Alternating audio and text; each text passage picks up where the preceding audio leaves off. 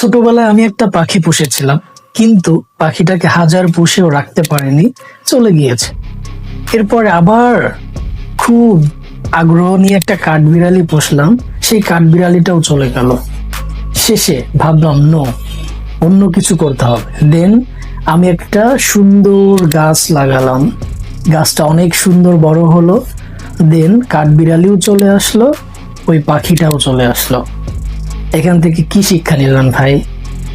যা চলে গিয়েছে যেতে দেন। নিজে এমন কিছু করেন যাতে প্রত্যেকটা চলে যাওয়া জিনিস আরো ডবল কিছু নিয়ে আপনার কাছে ফিরে আসে। এটা দ্বারা আপনাকে বোঝাচ্ছি ভাই, success. Okay, success is the best revenge. সাকসেসের থেকে আর বড় কোনো প্রতিশোধ, বড় কোনো সফলতা হতে পারে না। সাকসেস হবেন, গোটা দুনিয়া আপনার পায়ের নিচে এসে পড়বে। ঠিক আছে? সো অন্যের পেছনে না ঘুরে বা কোনো কিছু পাওয়ার আশা না করে নিজের ক্যারিয়ার আর সফলতা আনন্দ জীবন, দেখবেন অটোমেটিকলি সবকিছু আপনার ধরাশয় হয়ে যাবে। ওকে, ছোটবেলায় আমি একটা পাখি পুষেছিলাম, কিন্তু পাখিটাকে হাজার পুষেও রাখতে পারিনি, চলে গিয়েছে। এরপরে আবার খুব আগ্রহ নিয়ে একটা কাঠবিড়ালি পুষলাম, সেই কাঠবিড়ালিটাও চলে গেল।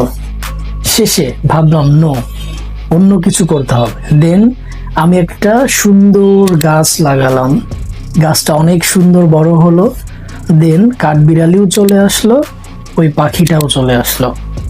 এখান থেকে কি শিক্ষা নিলেন ভাই? যা চলে গিয়েছে যেতে দেন। নিজে এমন কিছু করেন যাতে প্রত্যেকটা চলে যাওয়া জিনিস আরো ডবল কিছু নিয়ে আপনার কাছে ফিরে আসে। এটা দ্বারা আপনাকে বোঝাচ্ছি ভাই, success. Okay, success is the best revenge. সাকসেসের থেকে আর বড় কোনো প্রতিশোধ, বড় কোনো সফলতা হতে পারে না। সাকসেস হবেন, গোটা দুনিয়া আপনার পায়ের নিচে এসে পড়বে। ঠিক আছে?